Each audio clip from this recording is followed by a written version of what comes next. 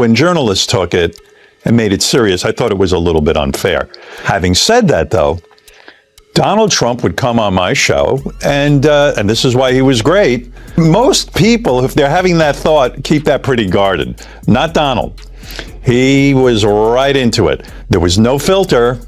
I go, Donald, Angelina Jolie, she's one of the most beautiful actresses in the world. She's a 6. If you thought Trump's ego couldn't take another hit, think again, because this one didn't come from the New York Times or MSNBC or even a Democratic rival. No, this one came straight from the mouth of someone Trump once called a friend, Howard Stern. And it gets worse. We're not talking rumors. We're talking actual recordings of Donald Trump in his own words broadcast live on national television, reliving years of jaw-dropping, deeply personal comments about women, marriage, and even Melania. Howard Stern didn't plan a takedown, but when old interviews resurfaced on Jimmy Kimmel Live, something snapped, and the fallout wasn't just in the headlines. It hit home because as the world laughed at the recordings, one person wasn't laughing at all. Melania Trump. Let's unpack the chaos. Trump, hands down, whenever you put him on the air, now this is before he was running for president, he was an open book. We have to talk about Donald Trump. He's a big character in the book because he was a big character on my show. Well, that's what I was going to say. Yeah. You say one of your best guests. Howard Stern and Donald Trump go way back. Before politics, before the MAGA hats, Trump was a regular guest on Stern's show, a perfect match of ego and airtime. But what made Trump great radio back then is exactly what's ruining him now. Unfiltered, unhinged, and unrepentant. Trump said the quiet parts out loud, rating women by number, joking about walking into pageant dressing rooms, and even calling his own daughter a piece of ass. That's not a metaphor. That's a direct quote, now circulating again with a vengeance. And suddenly late-night punchlines have become political grenades. Beautiful, Ivanka. She, by the way, your daughter, she's beautiful. Can I say this? A piece of ass. The last couple years I go out with somebody, and she's like 21 and she's talking about, you know, what are you doing? And she's studying algebra. And so what? Like it was always embarrassing for me to walk in. It's too young. 30 is like a perfect age. Absolutely. She had enough life experience. She's 35. Too much life experience. 35. What is it at 35? Howard, it's called checkout time. And you're probably, I would say, the greatest judge of beauty on this planet. In fact, I would create a TV show for you, where all you did was just judge women. Now that may be the best idea of all. It's a simple thing, it's a half hour, and we strip it out all over the country. I would say I'm the all-time judge. Here's where let's be clear. Stern didn't dig up these tapes to get Trump. The media did that for him. The footage was already out there. Kimmel just played the hits, and America watched. And when Trump's past words hit a 2025 audience, still reeling from corruption scandals, court cases, and his Mar-a-Lago meltdown, it didn't feel like comedy anymore. It felt like a confession, because now the laughter's gone. Now it's Melania, who's silent, absent, and in some cases, literally out of the picture. These foreign girls, you know, Mr. Trump in my country, we say hello with vagina. And well, you could also say, as the owner of the pageant, it's your obligation to do that. So you have done that. Tell me. Well, I'll tell you the funniest is that I'll go backstage before a show, and everyone's getting dressed and ready, and everything else, and you know no men are anywhere, and I'm allowed to go in, because I'm the owner of the pageant, and therefore I'm inspecting it. You know I'm inspecting. I want to make sure they're like good. You had the dress. Is everyone okay?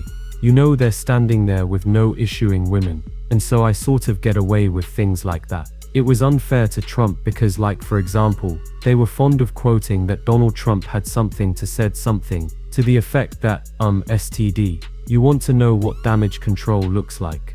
Melania Trump has issued no statement. She hasn't addressed the interviews. She hasn't denied the stories. She hasn't even appeared publicly alongside her husband since the Kimmel broadcast went viral. And that's not a coincidence. That's a message. You don't need a press release when the First Lady disappears from the frame. While Trump blames the woke media, Melania is staging her own quiet rebellion, not with tweets or interviews, but with absence. She didn't show up. She didn't smile for the cameras. She didn't wave because this time the lie was too loud to ignore. Trump stuff is just amazing. I mean, throughout the book it'll say, "And now a word from our president." Well, Jimmy, I never would have imagined that when Trump actually started to win. I never would have imagined that I'd see newscasters quoting my show like it was the Bible. It was just so weird. This is because I had all this wealth of material with Donald Trump, who by the way was the best radio guest ever, because he would just say things that no one on the planet would say, and he's still saying it. Yeah, and so now here's where it gets raw. Trump predictably flipped out late at night, at 3 o'clock, OMID. He launched a Twitter tirade against Howard Stern, calling him a broken loser, a jerk, often disloyal. That's the Trump playbook. Deflect, attack, destroy. But Stern, he didn't even flinch. He hit back with disbelief. "You are the 45th president of the United States, and this is what keeps you up at night." That landed harder than any insult, because Howard Stern wasn't just mocking Trump. He was dissecting the pathetic need for applause that's now defining Trump's unraveling. And while Stern delivers cutting sarcasm, Trump still thinks he's on stage at a roast, except this time the audience is done laughing. Let's talk about Melania. For years the Trumps projected this image of glamour, wealth, and unity, the perfect billionaire power couple. But behind the curtain, separate bedrooms, distant body language, no shared events, no warm smiles, no eye contact, and now radio silence. Stern put it plainly, the relationship never looked real. Not even when Trump tried to sell it. He never really wanted it to work, Stern suggested. It always felt like a performance. And now the performance is falling apart because when Melania doesn't show up, doesn't smile, doesn't even fake it, you know something's gone very wrong. The relationship I have with Donald was at my wedding. I remember having very warm feelings for Donald. That's why I couldn't even believe that Donald really even wanted this all to work out for him. Let's not pretend Melania didn't know who she married, but there's a difference between staying quiet and getting humiliated on national television. When Howard Stern's interviews made their primetime comeback, they didn't just expose Trump's vulgarity, they dragged Melania's image right through the mud, and she's done cleaning it up. The woman who once stood quietly beside Trump is now standing somewhere else entirely, probably behind a locked East Wing door, or halfway across Mar-a-Lago. This isn't strategy, this is survival, and Melania's silence. That's her way of saying, I'm not part of this circus anymore. At the way these two lovebirds interact with each other, their chemistry, it's positively smoldering. Please welcome our next Commander-in-Chief, my husband, President Donald J. Trump. To me, there is nothing more beautiful than watching a man and his wife try not to smudge each other's bronzing cream. You know, Trump's entire identity is built on being liked, on being cheered. So when someone like Stern, a former ally, starts laughing at him instead of with him, Trump panics. That's why he lashes out. That's why he rants at 3 o'clock in the morning. That's why he can't let it go. Because Howard Stern didn't just replay old tapes, he shattered Trump's illusion. The illusion that people still adore him, that Melania still believes in him, that the show is still working. But what happens when the audience walks out and the co-star stops showing up? Like Howard, I was on Howard Stern's show as much as anybody, and he was great at that time. And then he went woke. Yeah. And since he's gone woke, his ratings have gone down the tubes, and he sort of went anti-Trump for a couple of them though. The most brilliant part of Stern's takedown, he didn't attack, he simply reflected. He let the footage roll, he let Trump speak for himself, and the audience finally listened. That's what makes this so powerful. The damage wasn't from spin or bias, it came from Trump's own voice, saying things that even his loyalists couldn't excuse, because you can explain away tweets. You can lie about court filings. But when you hear Trump say 30 is the perfect age, 35 is checkout time, you can't unhear it. Especially if you're Melania. Opposite of woke to me is asleep. And I think I'm awake. This must have gotten Trump all charged up, because at 3 o'clock in the morning on a Saturday, technically Sunday morning, he starts tweeting out, Howard Stern is a broken loser, jerk off, not loyal, you know the usual, tirade. And I thought to myself, I'll tell you my thought on it. was what my thought was.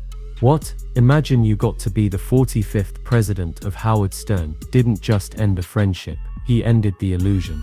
And Trump, for all his noise, has no comeback. Because when the press, the comedians, and even your wife start walking away, what's left? A golden ballroom in a hollow house. A political empire built on image, now eroding in public, and a man once the loudest in the room now desperately shouting into the void. No, his level of narcissism is so strong. He has trouble with empathy. We know that. And I wish he'd go into psychotherapy. I'd be so proud of him if he did. He would flourish, but he never has. I mean, he never would. There's no way. I do not believe he's ever done psychotherapy. And I think that's what happened. Do you think he likes being president? I don't think he likes being president at all. I think he liked winning the presidency. He likes to win. And then again, I'm not Donald Trump's psychopath, and I had many good laughs with Donald, and in some ways I feel it has been wrong the way they use my transcripts in a way to frame him. This was never about Howard Stern versus Donald Trump. It's about what happens when truth outlives the branding. Trump built his empire on media manipulation, celebrity appeal, and shameless spectacle. But when those old sound bites come back, when the truth replays louder than the spin, even the loudest man in the room gets drowned out. And when the person who once stood by your side, Melania, no longer appears in the frame, that's not just a scandal, that's a collapse. So we ask you, what do you think Melania's silence means? Drop your thoughts in the comments. Like if you think Trump's ego has finally met its match. Subscribe if you're done with the circus and ready for the truth. Because when the mic is turned back on and all that's left is silence, you realize the show's already over.